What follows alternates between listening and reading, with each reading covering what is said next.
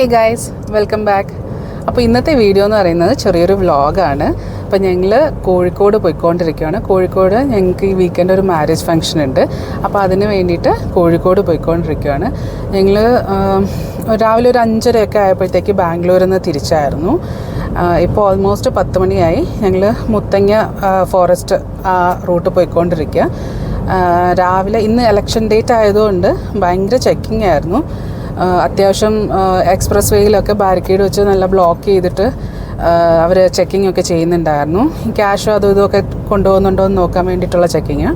അപ്പോൾ അത്യാവശ്യം നല്ല ബ്ലോക്കും കിട്ടിയായിരുന്നു അവിടെയൊക്കെ. ഈ ബാരിക്കേഡ് വെച്ച് ബ്ലോക്ക് ചെയ്തേക്കുന്ന സ്ഥലത്തൊക്കെ അത്യാവശ്യം ട്രാഫിക് ഉണ്ടായിരുന്നു. അങ്ങനെ ഇപ്പോൾ ഓൾമോസ്റ്റ് ഞങ്ങൾ വയനാട് എത്താറായി.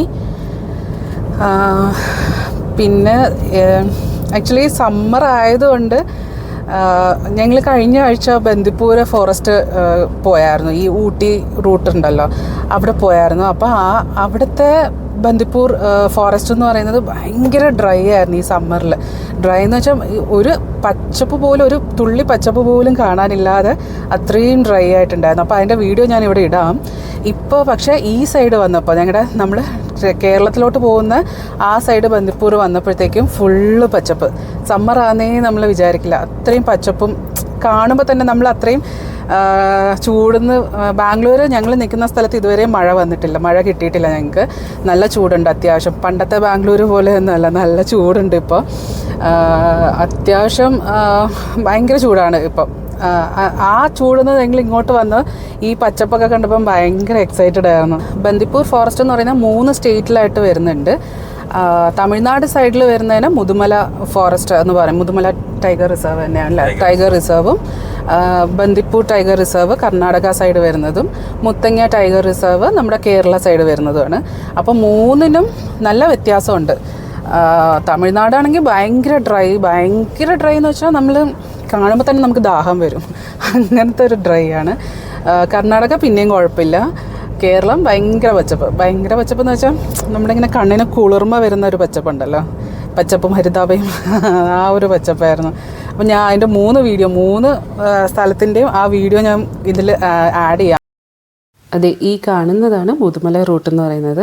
ഈ ഇടയ്ക്കുള്ള ഈ പച്ചപ്പ് മാത്രമേ ഉള്ളൂ, ഫുള്ള് ഡ്രൈ ആണ്. നമുക്ക് ആ ലാൻഡ് കാണുമ്പോൾ തന്നെ മനസ്സിലാവും. അധികം ഇങ്ങനെ പുല്ലോ അങ്ങനത്തെ ചെടികളോ ഒന്നുമില്ല, ഫുള്ള് ഡ്രൈ ആയിട്ട്, ഭയങ്കര ഡ്രൈ ആയിട്ടുള്ള, മരത്തിലൊന്നും ഇങ്ങനെ ലീവ്സോ അങ്ങനത്തെ ഒന്നുമില്ല, കാണുമ്പോൾ തന്നെ മനസ്സിലാവുന്നില്ലേ. അപ്പോൾ അങ്ങനത്തെ ഡ്രൈ ആണ് മുതുമല റൂട്ട് എന്ന് പറയുന്നത്.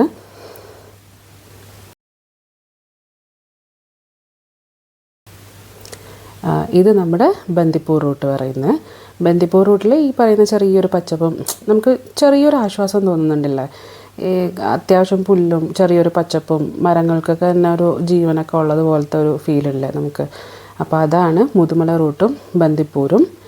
ഇനി അടുത്ത് നിങ്ങൾ കാണാൻ പോകുന്നതാണ് നമ്മുടെ കേരള കയറി കഴിഞ്ഞാൽ, വയനാട് കയറി കഴിഞ്ഞാൽ ഫുള്ള് പച്ചപ്പാണ്.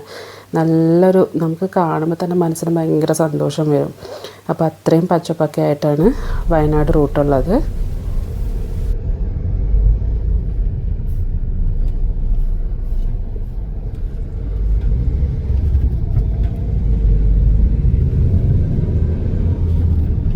നമ്മളിങ്ങോട്ട് വരുമ്പോൾ ഗുണ്ടൽപേട്ട് ക്രോസ് ചെയ്തിട്ടാണ് നമ്മൾ വരുന്നത്. അപ്പോൾ ഗുണ്ടൽപേട്ട് യൂഷ്വലി നമ്മുടെ ബന്ദിപ്പൂർ ഗുണ്ടൽപേട്ട് എന്ന് പറയുന്നത് സൺഫ്ലവറിൻ്റെ കുറച്ച് പ്രശസ്തമായിട്ടുള്ള കുറച്ച് സ്ഥലമാണ്.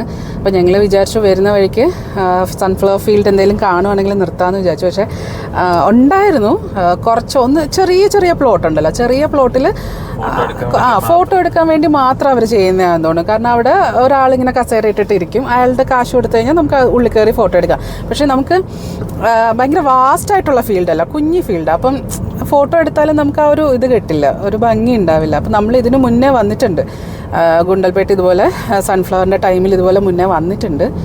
അപ്പോൾ ഇനി നെക്സ്റ്റ് ടൈം ഒരു തവണയും കൂടി വരണം എന്ന് ആഗ്രഹമുണ്ട്. കാരണം ഞങ്ങൾ അന്ന് വന്നപ്പോഴും അത്രയും കാണാൻ പറ്റിയില്ല, ഫ്ലവേഴ്സ് നമുക്ക് അത്രയും കാണാൻ പറ്റിയില്ല. അപ്പോൾ ഇനി അടുത്ത തവണ സൺഫ്ലവറിൻ്റെ ടൈം ആകുമ്പോൾ ഒരു തവണയും കൂടി ഓൾമോസ്റ്റ് ടൈം കഴിയാറായപ്പോഴാണ് കഴിഞ്ഞ തവണ ഞങ്ങൾ വന്നത്. അപ്പോൾ ഇത്തവണ അല്ലെങ്കിൽ നെക്സ്റ്റ് ടൈം ഫുള്ളായിട്ട് ഫീൽഡ് നല്ല പീക്ക് ടൈമിൽ പോകണം എന്നൊരാഗ്രഹമുണ്ട്. ജൂണാണെന്ന് തോന്നുന്നു. എൻ്റെ പ്ലാൻ എന്ന് പറയുന്നത് ശരിക്കും ഇന്ന് കോഴിക്കോട് പോയിട്ട് എനിക്ക് SM സ്ട്രീറ്റ് നമ്മുടെ മിഠായി തെരുവില്ലേ, മിഠായി തെരുവ് ഒന്ന് പോയി കറങ്ങി കണ്ടാൽ കൊള്ളാമെന്നുണ്ട്.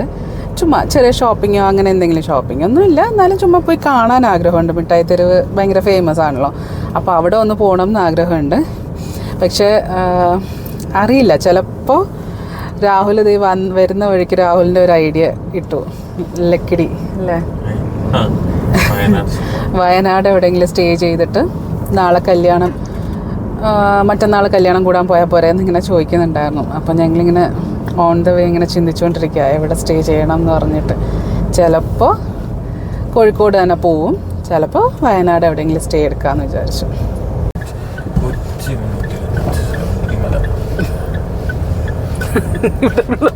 അതിന് അവരവിടെ ഓപ്പൺ ചെയ്ത റോഡ് അവിടെ ബ്ലോക്ക് ആയിരുന്നു. മറ്റേ 1 വേ ഉണ്ടല്ലോ, എപ്പോഴും തിരിച്ചു വിടുന്ന ആ 1 വേ, ആക്ച്വലി ആ 1 വേയുടെ ബോർഡ് മാറ്റി വെച്ചിട്ടുണ്ടായിരുന്നു. പക്ഷെ ഞങ്ങളത് നോക്കാണ്ട് മാപ്പിൽ കാണിച്ച പോലെ വന്നു. പക്ഷേ ഇവിടെ എത്തിയപ്പോൾ റോഡ് പണി കാരണം ആ റോഡും ബ്ലോക്ക് ചെയ്ത് വെച്ചേക്കാം, ഇനി തിരിച്ചു പോകണം. അപ്പൂപ്പൻ അയ്യോ. അപ്പം ഞങ്ങളുടെ ഒരു ഫ്രണ്ടിനെ കണ്ടു ഇവിടെ വെച്ചിട്ട്, അതായത് വയനാടുള്ളതാ. അവർ ഇന്ന് ബാംഗ്ലൂർക്ക് തിരിച്ചു പോകാമെന്ന് ഞങ്ങളോട് പറഞ്ഞിട്ടുണ്ടായിരുന്നു. അപ്പോൾ ഞങ്ങൾ വെറുതെ ഇങ്ങനെ വയനാട് കയറിയപ്പോൾ ഇങ്ങനെ പറഞ്ഞിട്ടുണ്ടായിരുന്നു, അവരൊക്കെ ഇന്ന് തിരിച്ചു പോകുന്നുണ്ടാവും, നമ്മൾ ഏതെങ്കിലും ടോളിലൊക്കെ വെച്ച് അവരെ ക്രോസ് ചെയ്തിട്ടുണ്ടാവും എന്നൊക്കെ ഇങ്ങനെ ഞങ്ങളിങ്ങനെ സംസാരിച്ച് ഇങ്ങനെ വന്ന വഴിക്ക് തന്നെ ഇങ്ങനെ നോക്കിയപ്പോൾ അവരുടെ കാറ് കണ്ടു. അവർ സ്റ്റോപ്പ് ചെയ്ത് ഇങ്ങനെ ജസ്റ്റ് ഇങ്ങനെ വന്ന് സ്റ്റോപ്പ് ചെയ്ത് നിർത്തി. അങ്ങനെ അവരെ കണ്ടൊന്ന് സംസാരിച്ചിട്ടൊക്കെ തിരിച്ചു വന്ന്.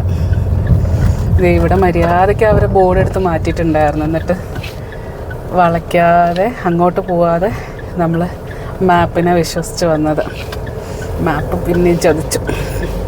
പക്ഷെ മാപ്പ് നമ്മൾ അങ്ങനെ ചതിക്കാറില്ലല്ലേ, ഗൂഗിൾ മാപ്പിൽ നമുക്കങ്ങനെ പണി കിട്ടിയിട്ടൊന്നുമില്ല. ഇത് കണ്ട, ഇവിടെ ഫുള്ള് ഫുട്പാത്തിൻ്റെ ഇതിൽ ചെടികളൊക്കെ വെച്ച് പിടിപ്പിച്ചിട്ടുണ്ട്. നല്ല ഭംഗിയാണ് ഇങ്ങനെ കാണുമ്പോൾ തന്നെ, ഭയങ്കര ക്ലീനാണ് ഇവിടെ. എനിക്കൊന്ന് ബാക്കി എല്ലാ സിറ്റീനേക്കാളും നോക്കുമ്പോൾ ഇവിടെ ഈ വയനാട് സിറ്റി കുറച്ച് ക്ലീനും കാര്യങ്ങളൊക്കെയാണെന്ന് തോന്നുന്നു, വയനാട് ടൗൺ.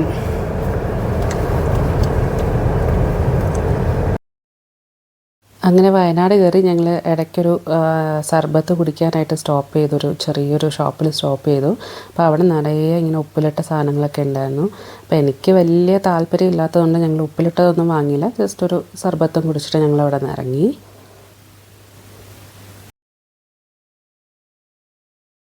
അങ്ങനെ ഞങ്ങൾ നേരെ കോഴിക്കോട് തന്നെ പോയി. വയനാട് സ്റ്റേ ഒന്നും ചെയ്തില്ല, ഡയറക്റ്റ് കോഴിക്കോട് തന്നെ പോകാനുള്ള പ്ലാൻ ഇട്ടു. അങ്ങനെ കോഴിക്കോട് എത്തി. ഒരു ഉച്ചയോടുകൂടി തന്നെ ഞങ്ങൾ എത്തി, ഒരു 2 മണിയൊക്കെ കഴിഞ്ഞപ്പോൾ എത്തി.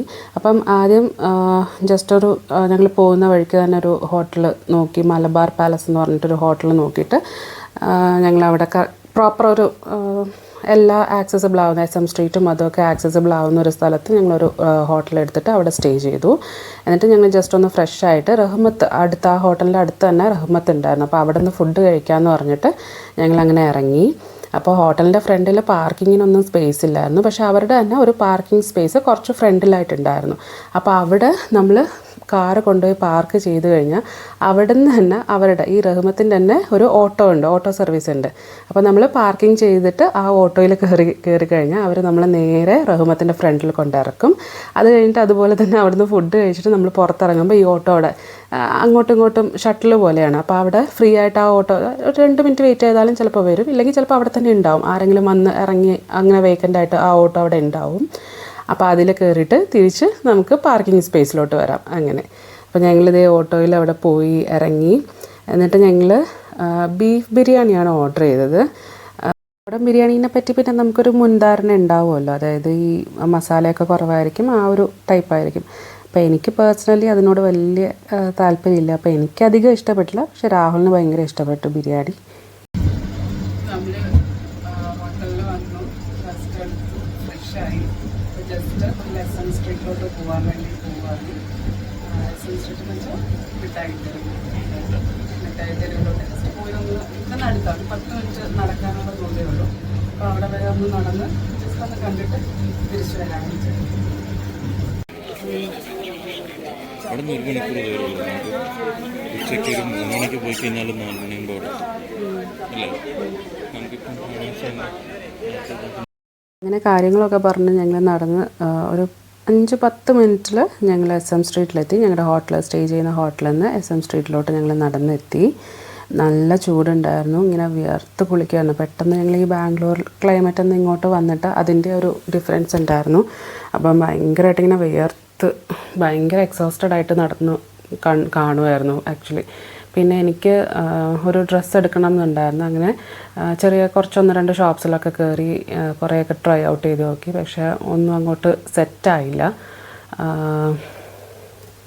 കുറച്ച് നേരം കൂടി അവിടെ ഷോപ്സിലൊക്കെ അങ്ങോട്ടും ഇങ്ങോട്ടുമൊക്കെ കയറി ഇറങ്ങി കുറേയൊക്കെ കണ്ടു. അങ്ങനെ ഷോപ്സൊക്കെ കയറി കണ്ട് അങ്ങനെ കുറച്ച് ഡ്രസ്സൊക്കെ ട്രൈ ഔട്ട് ചെയ്തു. രാഹുലിന് അങ്ങനെ ഒന്നും നോക്കാനുണ്ടായിരുന്നില്ല. അപ്പം ഞാൻ കുറേ ചെറിയ ചെറിയ ഷോപ്സൊക്കെ കയറി ഇറങ്ങി കുറച്ച് ഡ്രസ്സൊക്കെ ട്രൈ ഔട്ട് ചെയ്തു. മെറ്റീരിയലിൻ്റെ ഡിഫറൻസും അങ്ങനെയൊക്കെ നോക്കി ഞങ്ങൾ ജസ്റ്റ് തിരിച്ചിറങ്ങി. ഇൻ കേസ് ഏതെങ്കിലും ഇഷ്ടപ്പെടുവാണെങ്കിൽ പിറ്റേ ദിവസം രാവിലെ വന്ന് വാങ്ങാമല്ലോ എന്നുള്ള പ്ലാനിൽ ഞങ്ങൾ പിന്നെ അന്ന് ഇങ്ങനെ നമ്മൾ ധൃതി പിടിച്ചെടുക്കണ്ടല്ലോ അങ്ങനെ കരുതിയിട്ട് ഞങ്ങൾ തിരിച്ചു നമ്മുടെ റൂമിലോട്ട് പോയി. ക്വാളിറ്റി എനിക്കും തോന്നിയില്ല. അതുപോലെ ആ തുണി വ്യത്യാസമുണ്ട് കേട്ടോ. അവിടെ മറ്റേ 3000 പറഞ്ഞതിന് കുറച്ചുകൂടെ നല്ലതായിരുന്നു.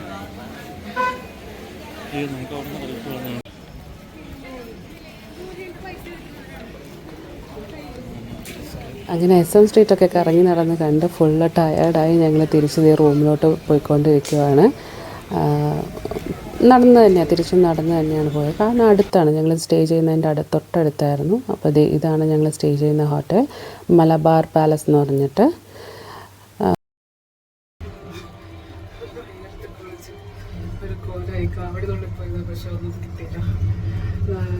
നല്ല ഡ്രസ്സൊക്കെ ഉണ്ട്, പക്ഷെ കുറേയൊക്കെ ട്രൈ ചെയ്യുമ്പോൾ ഒരു സുഖമില്ല. ചിലത് രസമുണ്ട്, പക്ഷെ ഉള്ള കളറൊക്കെ അപ്പോൾ എടുക്കാൻ തോന്നിയില്ല. കോഴിക്കോട് രാഹുലിനൊരു ഫ്രണ്ട് ഉണ്ട്, സനൽ എന്ന് പറഞ്ഞിട്ട്. അപ്പോൾ ഞങ്ങൾ നൈറ്റായപ്പോൾ സനൽ ജസ്റ്റ് ഒന്ന് ഞങ്ങൾ കാണാൻ വന്നായിരുന്നു. അപ്പോൾ ഞങ്ങൾ വെറുതെ ഒരു ഡ്രൈവിന് ഇറങ്ങി. ഇതിപ്പോൾ ഒരു 12 o'clock കഴിഞ്ഞിട്ടുണ്ടാവും. പക്ഷേ ബീച്ചൊക്കെ ഭയങ്കര ലൈവായിരുന്നു. റെസ്റ്റോറൻറ്റ്സ് ആയാലും ബീച്ചിലെ ആൾക്കാരായാലും ഫുള്ള് ഫാമിലിയൊക്കെ ആയിട്ട് എനിക്ക് ഭയങ്കര ഇഷ്ടപ്പെട്ടു. കാരണം ഫുള്ള് വൈബാണ് രാത്രിയിലും, നല്ല രസമുണ്ടായിരുന്നു. അപ്പോൾ ഞങ്ങൾ വെറുതെ ഒന്ന് ആ ബീച്ചിൻ്റെ സൈഡിൽ കൂടി ജസ്റ്റ് ഡ്രൈവ് ചെയ്ത് പോയിട്ട് തിരിച്ച് റൂമിലോട്ട് പോയി. അപ്പോൾ ഇതൊക്കെയാണ് ഞങ്ങളുടെ ഫസ്റ്റ് ഡേയിലെ കോഴിക്കോടൻ വിശേഷങ്ങൾ. നെക്സ്റ്റ് എപ്പിസോഡിൽ ബാക്കി ഞങ്ങൾ എവിടെയൊക്കെ പോയി എന്നുള്ള ഡീറ്റെയിൽസൊക്കെ ഞാൻ കാണിച്ചു തരാം. അപ്പോൾ ഇതുവരെ കണ്ട് എന്നെ സപ്പോർട്ട് ചെയ്ത എല്ലാവർക്കും താങ്ക്സ് ഫോർ വാച്ചിങ്. ബൈ.